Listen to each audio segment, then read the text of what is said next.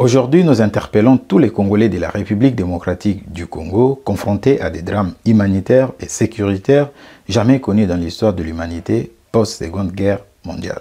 Chers Congolais, ne rejetons pas les actions et réflexions visant à améliorer notre sécurité nationale et à défendre notre pays à tout prix. Les propositions comme celle du professeur Noël Tchani peuvent être débattues et améliorées ensemble. Trouvons ensemble la meilleure approche pour un avenir sûr.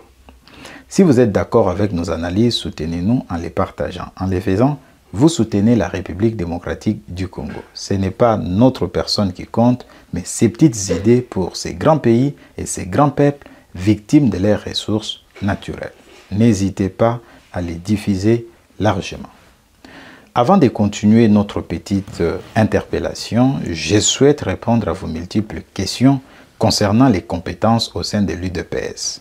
Vous vous demandez si notre parti manque de compétences. Je suis heureux de vous dire que ce n'est absolument pas le cas. Nous avons de nombreuses personnes compétentes comme M. Jean-Claude Ilunga, Serge Tchani, Dorley Matumuna, Prince Nkongolo et tant d'autres, y compris moi-même. Les chefs d'un parti comme un sélectionneur d'une équipe de football sait à quel moment utiliser chaque compétence. De plus, nous avons suivi la procédure, même si beaucoup de nos camarades du parti n'y croient pas, en déposant nos dossiers à la fameuse commission de gestion des ambitions du parti et nous attendons le résultat.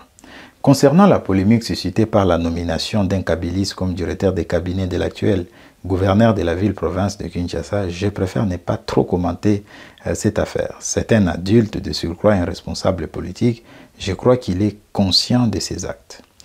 Toutefois, je comprends votre inquiétude. Espérer un changement avec les mêmes acteurs politiques qui ont échoué par le passé peut souvent mener à des frustrations et déceptions. Ces acteurs sont responsables de la mise en œuvre des politiques et des décisions publiques. S'ils ont déjà échoué, il est improbable qu'ils réussissent sans un changement significatif dans leur méthode de travail. Par contre, il y a des aspects positifs à considérer. Les anciens acteurs politiques possèdent une expérience et une connaissance approfondie des rouages de l'administration publique.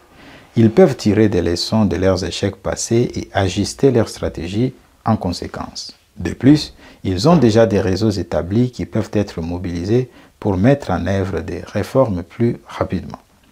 Ces atouts peuvent faciliter certaines transitions et offrir une stabilité nécessaire dans des périodes de changement. Malgré ces atouts, les faiblesses de cette approche sont significatives. Travailler avec les mêmes acteurs limite l'introduction de nouvelles idées et perspectives. Les mêmes erreurs pourraient se répéter, ce qui pourrait mener à un manque de renouveau dans la gouvernance du pays. La perception d'un manque de changement peut être démoralisante pour les citoyens congolais et compromettre par ricochet la légitimité du leadership nécessaire en ces moments précis de notre histoire. Au sein de l'UDPS, notre parti, certains camarades pensent qu'ils ont plus milité plus que nous. Ok, on vous le concède. De toutes les façons, nous ne sommes pas obsédés par des nominations. Nous croyons à la volonté de Dieu pour notre avenir politique et restons attachés à la ligne idéologique de notre parti. Alors, c'était une petite parenthèse que je ferme. Revenons à notre interpellation. La République démocratique du Congo, riche en ressources naturelles et stratégiquement située en Afrique centrale, fait face à des défis sécuritaires complexes. Les tensions avec le pays voisin, notamment le Rwanda, exacerbent les préoccupations concernant l'infiltration étrangère et l'espionnage. Cette situation justifie la réflexion sur des mesures spécifiques que la République démocratique du Congo peut prendre pour protéger ses intérêts nationaux. Les questions en rapport avec la sécurité nationale sont d'une importance capitale et nécessitent une attention particulière de tous les Congolais.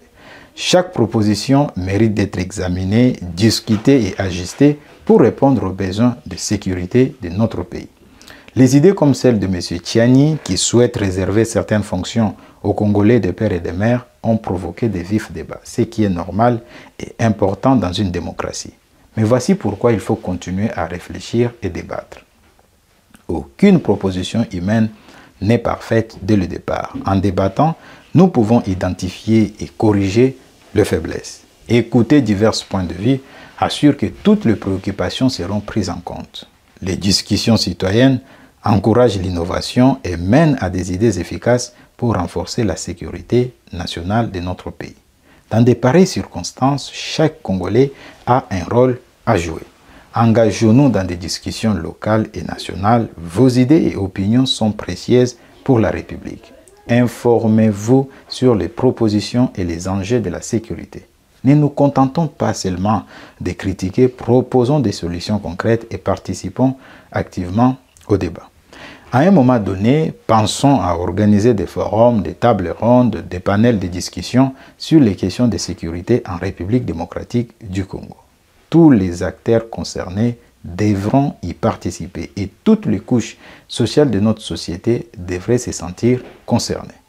Faites intervenir des personnalités politiques, des artistes, des chefs coutumiers, des chefs des quartiers, des chefs d'entreprise, des hommes de Dieu, des universitaires, ainsi que des citoyens ordinaires, notamment ceux touchés par ces conflits. Notre objectif principal doit être celui de créer un environnement sûr et prospère pour les générations futures. En travaillant ensemble, vous pouvez ou nous pouvons prévenir les drames actuels et réduire les conflits et infiltrations qui causent tant de souffrance à notre pays. Des mesures bien pensées garantiront un avenir de paix et de sécurité pour vous, pour moi, pour nos enfants, ainsi que pour nos petits-enfants. En ce qui concerne la proposition de réserver certaines fonctions de l'État aux Congolais des pères et des mères, cette mesure viserait à garantir la loyauté envers la République face aux défis posés par l'infiltration étrangère et les relations tendues avec des pays voisins comme le Rwanda. Il est également nécessaire d'instaurer des contrôles pour vérifier la loyauté de ces Congolais des pères et des mères afin de s'assurer qu'ils ne seront pas au service de pays étrangers. Il est à noter que dans l'histoire récente de notre pays, certaines fonctions sensibles ont été occupées par des étrangers, notamment des Rwandais comme James Kabarebe et Bizi Makara.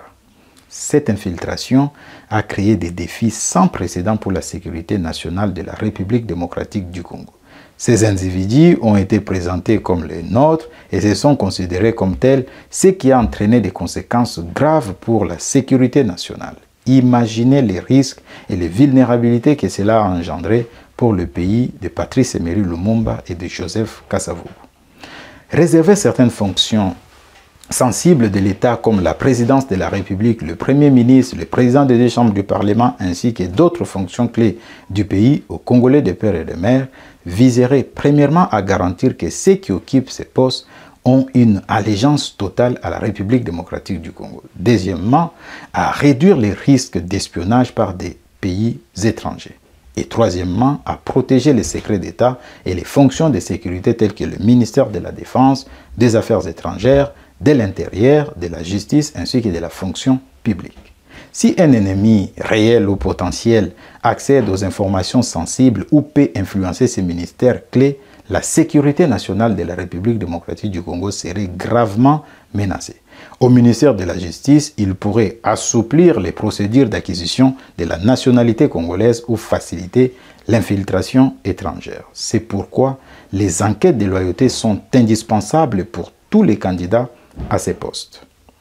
Les Congolais de père et de mère peuvent avoir une loyauté naturelle envers la nation, car les tensions avec des pays comme le Rwanda accentuent les craintes d'infiltration. Des incidents passés ont montré la vulnérabilité de la République démocratique du Congo face aux agents étrangers. On est tous d'accord que le problème d'infiltration et d'espionnage n'est pas unique à la République démocratique du Congo. Même les États les plus puissants comme les États-Unis, la Chine et la Russie prennent des mesures strictes pour protéger leurs secrets d'État contre les espions étrangers. L'infiltration et l'espionnage sont des problèmes universels. Par exemple, pendant la Seconde Guerre mondiale, après l'attaque de Pearl Harbor, les États-Unis ont interné plus de 120 000 Américains d'origine japonaise, dont 2 tiers étaient citoyens américains dans des camps éloignés. Cette mesure a été motivée à l'époque par les préoccupations de sécurité nationale. Partant de cet exemple, je ne vois pas en quoi les Congolais pécheraient à prenant des mesures urgentes pour faire face à des défis en matière de sécurité nationale. les affaires d'espionnage impliquant des pays comme la Russie, la Chine et les États-Unis sont courantes.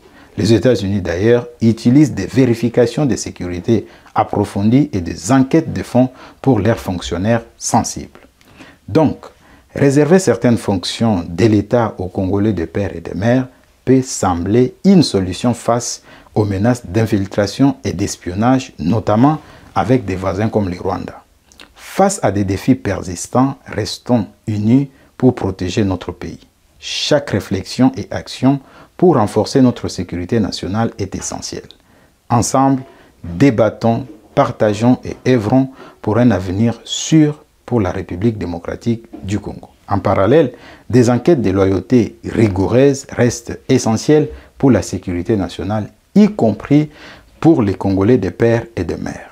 Merci de nous avoir suivis. Restez avec nous pour plus d'analyses. Abonnez-vous à notre chaîne YouTube pour ne manquer aucune de nos prochaines vidéos. C'était Platini Chimpumpu sur Maendeleo Talk TV.